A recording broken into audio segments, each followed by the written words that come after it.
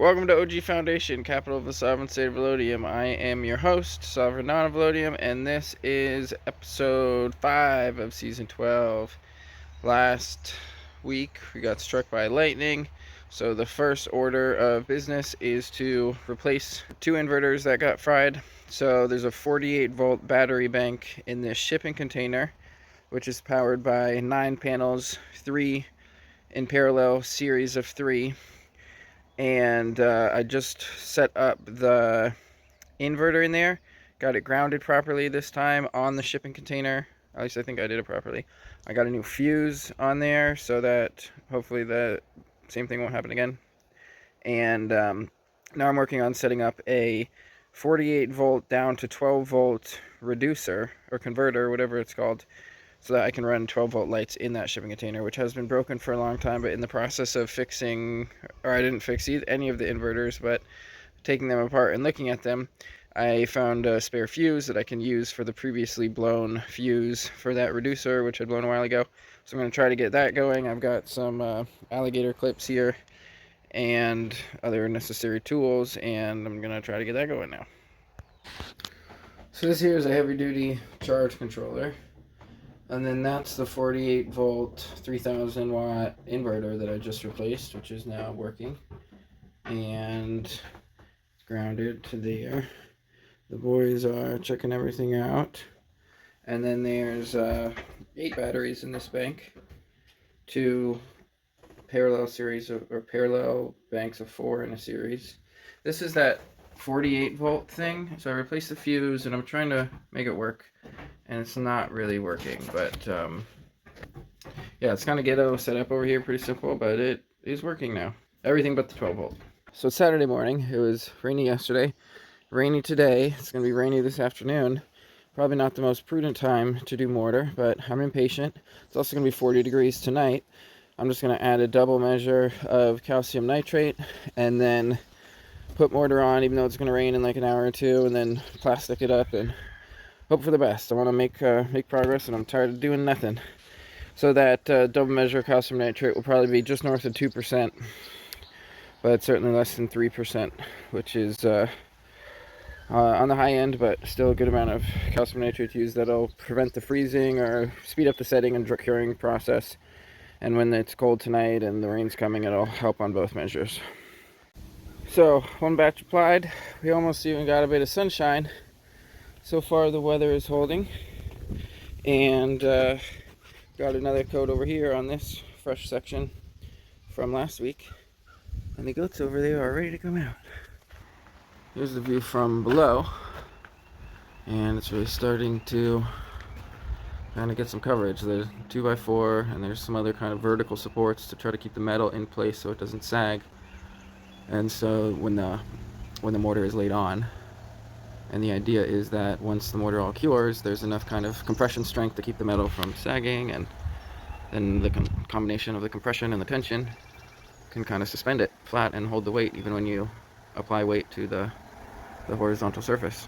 So anyways, I'm hoping for good weather, and at some point I'm going to try to undercoat all of this, but it's very difficult to get to because of the way that the ground is all uneven, and then there's these tires, and yeah, but I'm glad I did that today.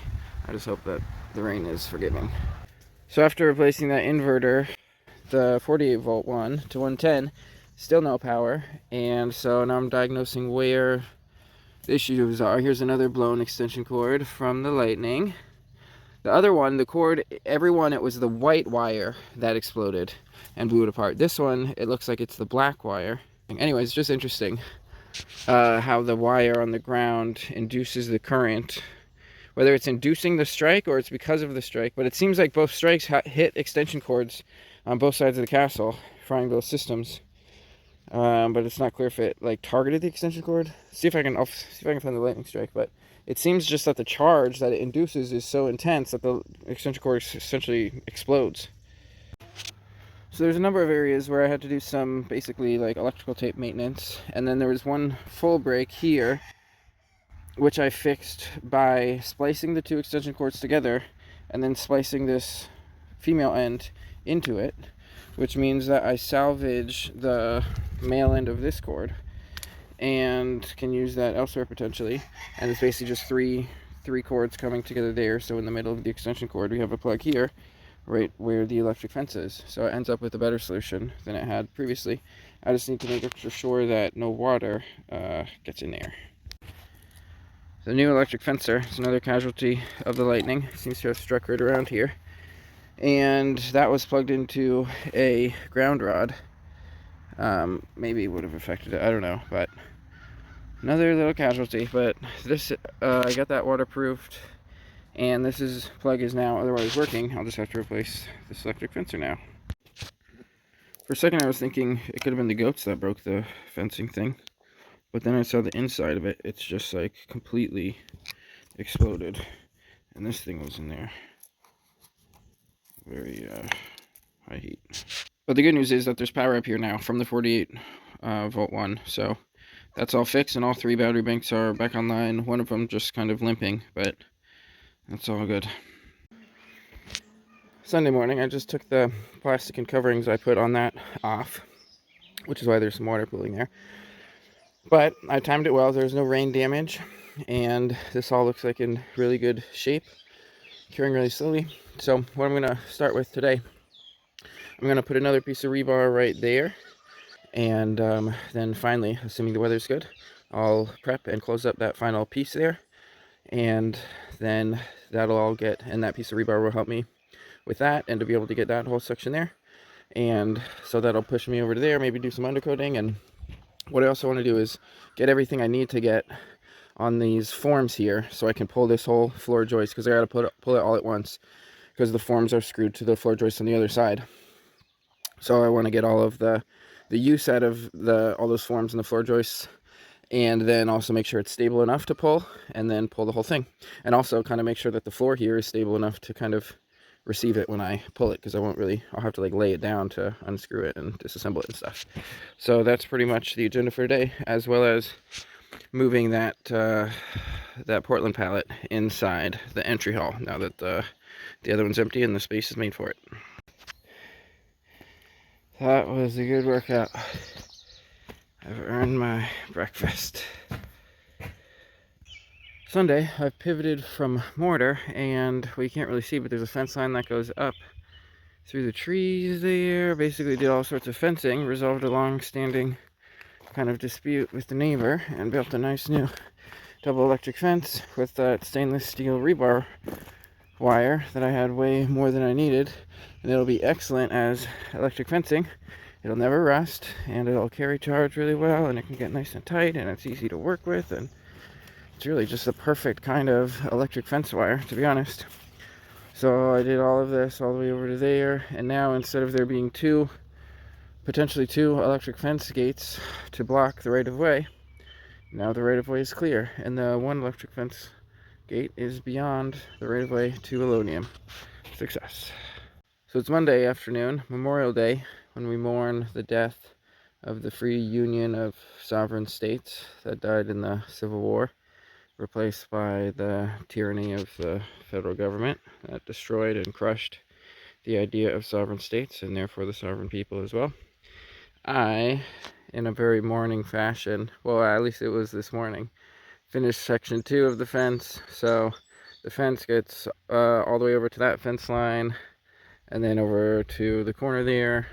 So over there was where the first gate used to be, and I put a gate in here, and I put a gate in there, and there's ultimately 4 gates that I built overall, and a couple hundred yards of fencing, and pretty much all using recycled material, old irrigation for all the insulators, and then that stainless steel wire that I have excess of.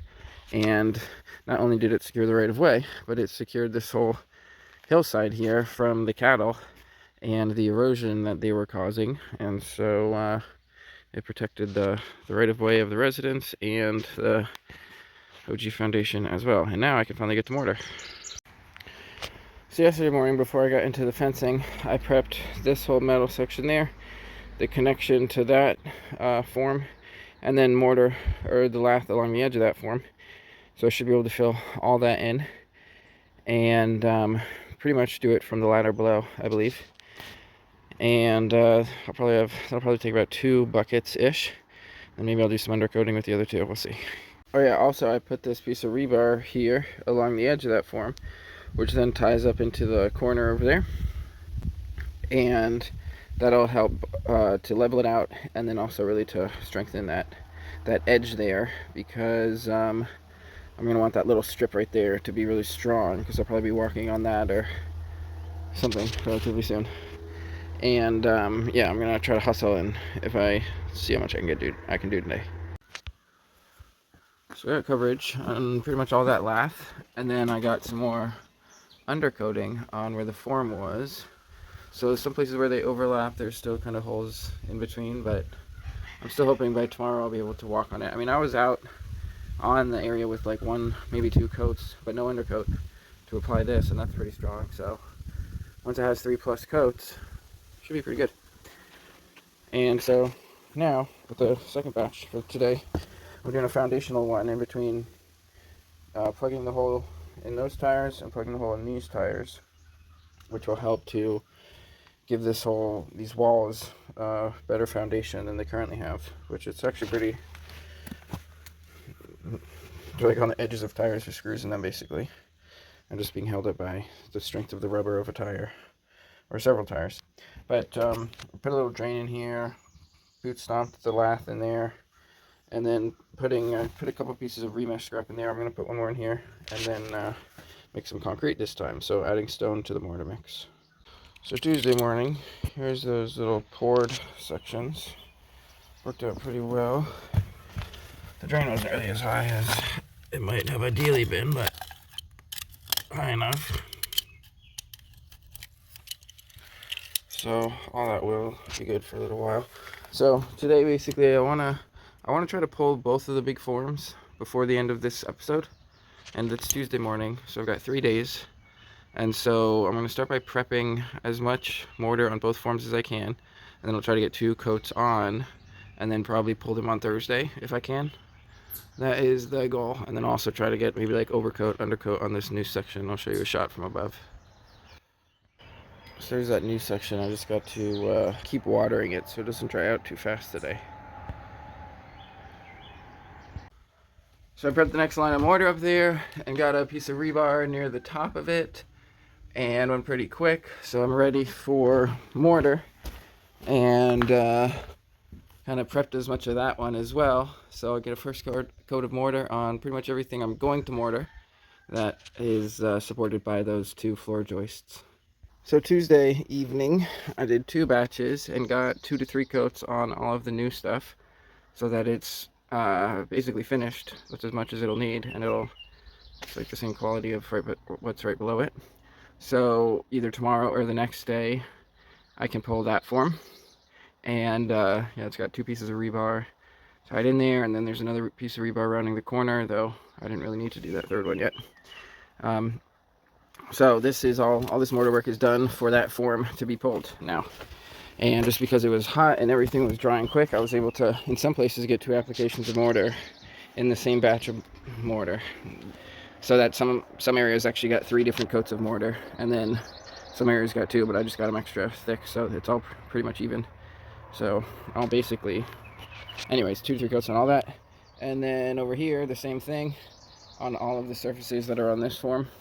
There's like holes and stuff, but that's basically all the space that, I don't know how well I did that shot, that's on this form. So this form will also be ready to pull at the same time that one's ready to pull. End of the day tomorrow, or early morning the next day. And then I'll show you one more thing I got done. So there's also a form in that corner that was this like 8-foot old countertop piece of plywood that I was able to pull that and get 2 batches of mortar on that as well. So that wall is good all the way out to the circle. And I didn't get any undercoating done, but still satisfied with the good amount of work today. There's a skunk about. Did you see it? It was right up here, and then it ran down there. See if we can catch it. First thing to do when you're catching a skunk is to really intimidate them and come up on them real close. It's the secret to skunk catching. I don't know if we're gonna see it. Oh, I hear it over there. It's gone. What about you boys? You ready to come out? They're usually really talkative when I come down here, but they're startled by the skunk. I just went to get the packages with the boys, but they're too big to carry. Both the boys and the packages. So I'm gonna have to drive down there without them. Looks like the 4,000 watt inverter replacement is there, as well as the hot water heater is there. And then once I replace those, it's just the electric fence and a couple different DC lights that I have to replace. I already ordered the fence, and then we're back to where we started before the lightning strike. Come on, boys! We've got a new development. Come on, boys! Oh, you're just the best boys ever. Ooh, here they go. Don't get in front of the car now. Oh, bad boys. Come on, go this way. This way. Are they gonna follow? I got packages, boys. Oh, I live from behind. I'll be back, boys. They took the exit. Oh no, they're coming, they're catching up. Oh, careful, boys. Don't get in the way of the car, you'll get run over. Boys want to come get the packages.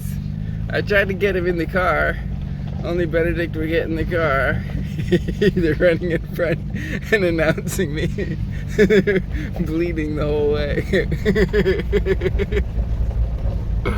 I have taken them for a ride in the car before. I think down to get packages once. But that was when I was doing like around firewood. There's wet wood in the back and they had the food. Benedict got in this time, but Han did it. Actually, Benedict got in twice. First in the trunk, and then when I stopped, he got in the passenger side. Let's see if they follow me all the way down. Where are you going, boys? The packages are this way. They're coming. Come on, boys. We got the packages. Come on, boys. You could do it. They were panting when we were down there. And now they gotta run all the way back up. Where are you, boys? Oh, they're hustling. They're so fast.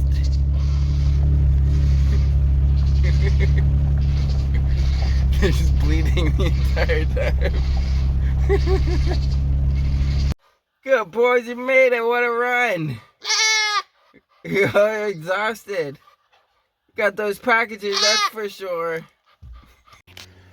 So Wednesday morning, since I finished those wall sections yesterday, and you can see how I used string and 2x4s in various places to try to adjust the forms. Like that 4x8 piece was rather warped, and yeah, just trying to get it as straight as possible so that once the mortar is in, it's not going to move. But I did all that yesterday, so today I'm going to focus on the floor section and kind of work on that area over there. So Wednesday afternoon, after one batch, I got some undercoating done, and then got mortar on a new section that I did the metal work on this morning, rounding the corner. And then there's a second coat on a good bit up top also. So the fresh stuff melds with the second coat. Like this is second coat here, and then that rectangle over there is the fresh stuff. And I was out on that form to do all that, so it's supporting my weight, which was really nice. That cinder block is holding the remesh down in an area that it was kind of arching up because of the way it was tensioned. And it's just great progress. Starts to make the whole floor seeming to be not like an infinite task, but something that's like probably around halfway done, if not more, since all the rebar and most of the remesh is up. I got that piece of rebar in there, tied that into that wall, moved that ratchet strap to kind of like pull on it to get the shape just kind of right there. Then got this piece of remesh, which is like cut and bent around that vertical rebar, so like 1.5 foot bends up there, and then the rest is like bent onto that angle, which is what was creating the tension. Both that rebar is under tension and that piece of remesh are under tension, pretension. And oh, isn't that weird, pretension and pretension, how there's two different words, like pretension, like pretentious. That metal there is very pretentious, how it's all pretense and stuff, but it's all in a very good way. All ideally pretentious, pretended, pretensioned. So yeah, once I pull the wall form, probably tomorrow, because I wouldn't want to pull it now that this is all wet, so I'll wait till tomorrow morning. Then I can pull the floor form and start to think about like what windows will be in this wall and start to make my way around. And I should probably really prep more metal work and try to get another batch of mortar on and work those walls up so I've got solid walls so that I can actually continue the floor, because otherwise I'll be waiting on the walls to do the floor anyway. So that would be the wise move to make. We'll see if I've got enough energy in the tank to do that today.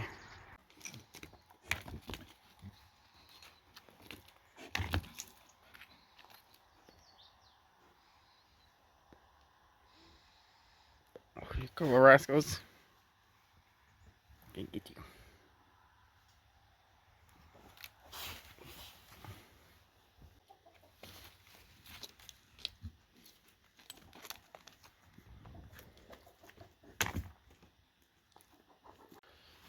Hey, Paulo, look over here. Good boy. You be nice, hon.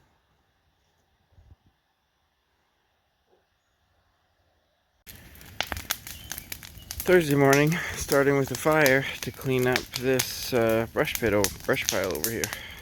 While I was doing the fire, I heard a rooster in a strange direction, and it looks like, I think that's the Green Goblin. At least that's the name I gave him. Looks like he's been exiled from his flock from the neighboring farm, off to live in the wilderness. Not a survival challenge like I give him, but just exile. But anyways, I came over here to give you a treat, mister. Lucky boy. There's some sniggy snackers for you. Hope you have a good survival. Maybe I'll be back tomorrow, Green Goblin. Tending fire is an art form. Well, I went to go feed that chicken. The fire burned out. You gotta feed the middle of the fire, otherwise the middle burns out and you're left with a steaming hulk. But no worries, I'm a master fire tender, so it's raging now after its core has been fed, and I'm cleaning up this forested area. You can see the gate down there, so this is all the area that's been secured from the cattle. And so I'm taking responsibility cleaning out the forest and cleaning it up so the life can thrive. But I don't want to spend too long because I got forms to pull, but this will probably take at least an hour. So the brush pile is just about fully transmuted, and I'll just have to come back to it as this burns down to get the last few pieces and on to pulling forms. Time to get those floor joists back down. So here's the back side of the one form that's pulled. You can see the rebar arch in there. This form here, the piece is really degraded, so a lot of the wood stuck there, which is actually annoying and takes quite a while. And you can also see in places like the little duct tape that I covered the screw holes with is in there, which worked really well, so I was able to unscrew those screws easily. But if I use that board again for a form, I'm going to cover it with something. Probably just plastic, that's what I have right now, but I'm thinking something like Tyvek would be better to give it some texture so that the next things can bond, because like over here where it was like a fresher piece of plywood, it's really smooth, so it won't bond quite as well. But basically I'm going to clean all of this up and then do a batch of mortar and apply that to, like over here there's some dirt and stuff, and apply that batch of mortar to the back of this wall, probably before I pull that one, because there should be enough surfaces here to do a whole batch just on this wall here. And as it is, it's pretty pretty solid. I mean, the lath is moving, but as far as the wall, it barely moves like a millimeter, just shaking it like that. So even though there's very little support going the other way, except for like that little 6 inches on the corner, there's not really anything over here. It's still really solid. And obviously eventually that piece of rebar will tie it in, and then this piece of rebar around the corner will tie it in to give it the lateral strength. But this basically is super strong along one dimension. So like just along that dimension, to not pull apart and to hold something vertically, it's super strong. But it's not so strong in other directions. And so that's what the rebar helps with tying it all in together and stuff. But this, once I mortar the back of this, it'll basically be a bond beam all the way across, which is incredibly strong along that one sort of dimension. So yeah, on to cleaning this up and then mortar, and after that I can see about pulling the second form. So the prep took way longer than I thought. Sweeping, vacuuming, tweezering. But the most frustrating and the longest part is scraping the pieces of plywood off of there, which just drove me crazy. And like itself took probably like an hour and a half. And I was just staining the thing with my blood. But it's a good example of how lessons repeat. And if you don't learn your lessons, they repeat in a more exacerbated way. So I should have realized last time I used that form and I did that, I should have covered that specific form, this 4x4 one, so I didn't run into that again. And because I didn't learn my lesson, I paid for it way worse this time. And so next time I'll be sure to not repeat that lesson. And that is life. Lessons will come, and it's up to us to learn them. Otherwise you pay the price. So I paid the price, and now all I need to do is wet the surface, and then I've got the mortar mixed and I'm ready to apply. So one batch of mortar was just enough to get coverage on all of that, and really happy with that result. And after some breakfast, I'll do the same with this one. And I got the hiccups. So by the end of the day, Thursday, pulled those forms and got coverage on all of it. Double coat on some of it, single coat on some of it, and got all those forms stacked up. Got an undercoat on that new section there, so that'll all be totally solid. And next week I got a cool little project to show you, as I'll also kind of be building up those walls to be able to extend the floor. But that's all for this week. Thanks for tuning in. Teamwork. Tree pruning. Getting them apple leaves. The boys were penned up for a good bit today. And I had a long day of work. Finished at like 8:20. We got coverage on both those forms and the undercoat. It's a very successful day. What do you think, Ryan? Glad to be out. You want to say goodbye to everyone? Bye-bye now. Bye-bye.